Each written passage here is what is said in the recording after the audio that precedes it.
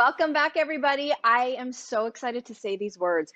Grilling season is on. And we got to get our grill on as well with all of the top expert tips. So the only person we could think of was Chef Matt Basile, who is joining us from home with everything we need to know for the greatest season ahead. Matt, great to see you. And how are you? I'm doing quite well. Clearly barbecuing as we speak. Hey, Matt, let's get started because, food is really one of the few joys we have right now. And before we get to grilling, though, let's talk about the equipment that we need. What are the tools that are essential to making our grilling season great? Well, all your tools should really be meant to make the experience a little easier. So one of my go-tos that everyone needs to have is a probe thermometer. This is what helps take the read of inside whatever you're cooking. That way, everyone does this, or a few people do this, where they'll cut into their food while they're cooking it to see if it's done. It's a grilling faux pas. So the probe thermometer will definitely alleviate that. Get a good quality grill brush. We've heard that really cheap brushes, the bristles can come off, stick to the grill. It can get stuck to your food, then you can eat it. Super dangerous. Get a wire brush like this, very durable, high temperature, secure, and very, very great for your barbecue for cleaning it. And then get a decent spatula. I find a lot of times you have these really long handles, but then these itty bitty kind of surfaces. This is a great spatula. I can grab, you know what I mean? They're like, you're playing, itsy bitsy spider on the barbecue. Like you need something that can handle whatever it is you're grilling. And the fewer pieces, the better. So this spatula is actually only 2 pieces. More pieces, the more things can fall off of it. It's going to break. It's going to be a sad day. Okay, we've got the tools. Now we're ready to grill. What are your top tips if we want to try to be a grill master like you are? Well, definitely make sure you're using a clean grill when you get started. A lot of people forget to clean off their barbecue after they use it. So definitely do that. Make sure that your barbecue preheats, and that we're getting a good sear on our food before we start cooking it. And instead of just bringing it up to 300 and just throwing something on the grill. And the other one is stop touching it. Like we're so impatient as grillers and barbecuers. And the more you're flipping, the more you're touching, you're actually losing quite a bit of flavor and quite a bit of juices. You're going to start a flare up. It's going to be sad. Again, your barbecue's going to be ruined, and just be patient. So we're going to start with some of the recipes you brought us, and I feel like we're beginning with a high degree of difficulty. This is a whole red snapper. Why this type of fish? It's a very light fish. It cooks quite evenly because the whole fillet is one size, and it's a great fish to bring people in who are like, I don't know about whole fish. It seems like it's very fishy. It's like, no, red snapper's got a great light flavor to it. Okay, so you've got me convinced. Now I need to know how we actually grill that whole snapper. So the trick is start with a super hot barbecue. I'm talking between 450 and 500 degrees Fahrenheit. The hotter your barbecue, combined with a nice olive oil base, salt, a good amount of salt and pepper, don't be shy, that all combined together will give your skin a perfect sear when you place the fish on the grill. And that's really what you want. Those things, that perfect sear, allows it to then lock in the flavor, cook internally, so when you flip it just the one time, you know that the skin isn't going to stick to the grill. Hey, Matt, how do you know when the fish is done? So there's really 2 ways to tell. The first being, like I said, use your probe thermometer, 145 internal temperature of the fish. You know you're good to go. Second thing is using a time-based system. So this fish is just over a pound. So you should be cooking the whole fish around 12 to 14 minutes a pound. This is about a pound and a half. So you're looking at about 8 minutes a side.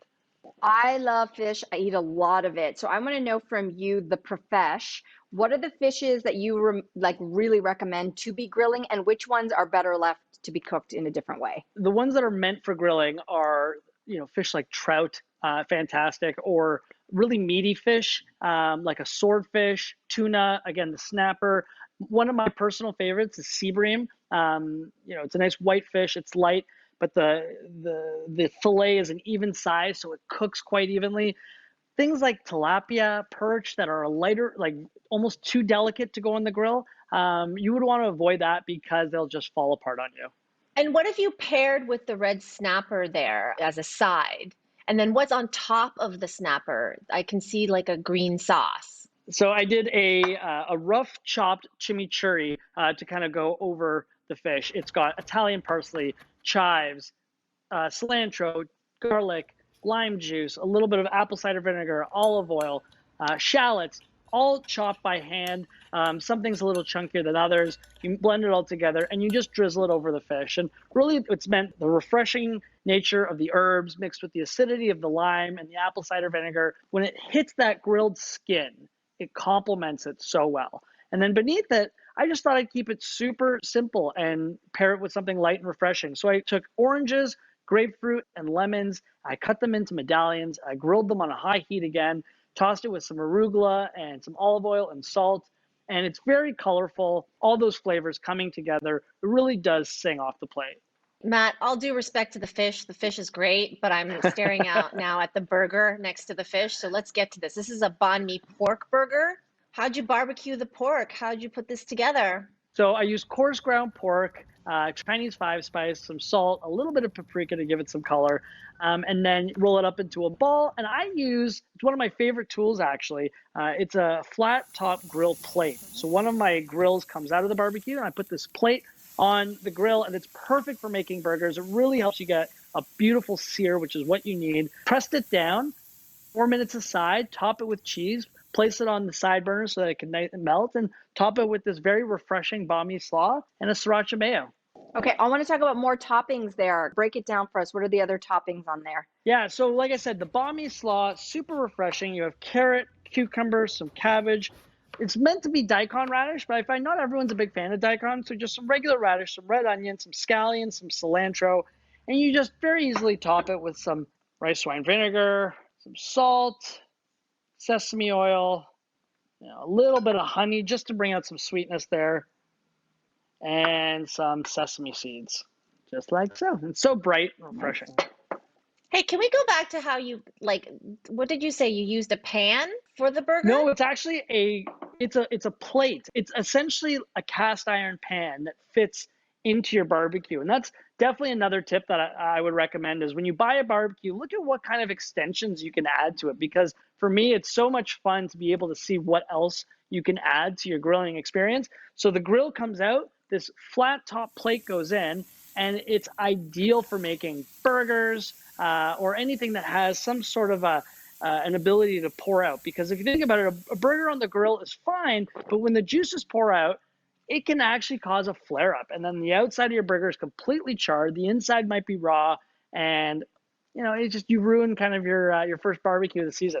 This flat top grill that allows for all the juices to kind of stay contained with the burger, I think it makes a much better burger. I'm like in my mind thinking, oh my gosh, there's so many more things we could cook on that. I would actually recommend preheating the barbecue with the cast iron pan right on there. That way it gets good and hot because that's what's going to give you the sear. Just be careful not to touch the handle.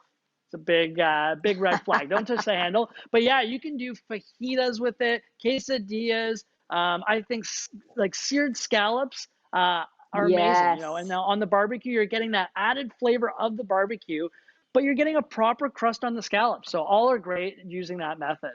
And you paired this with a wasabi potato salad. How did you make that? Potatoes are a great vessel for grabbing flavor, and this is just a fun twist. It's got potatoes, obviously, that I've wrapped, stabbed them with the fork, put them on the barbecue. It takes about an hour on the upper deck there for them to cook.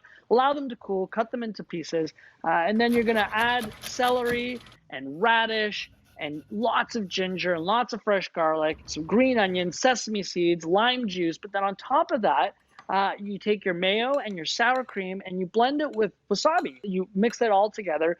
And what's cool is it gives you great little hit to the nose. You're like, oh, I can feel that. That's fantastic. But it's still familiar. It's got all the properties of a legit potato salad. Okay, well, we're clearly ready for lunch and beyond now. So Matt, thank you so much for whetting our appetite on the grill. Thanks so much for joining us. And we're going to put all of these recipes up on our website after the show. We'll see you again next time, Matt. Happy grilling, everybody. We'll be back after this.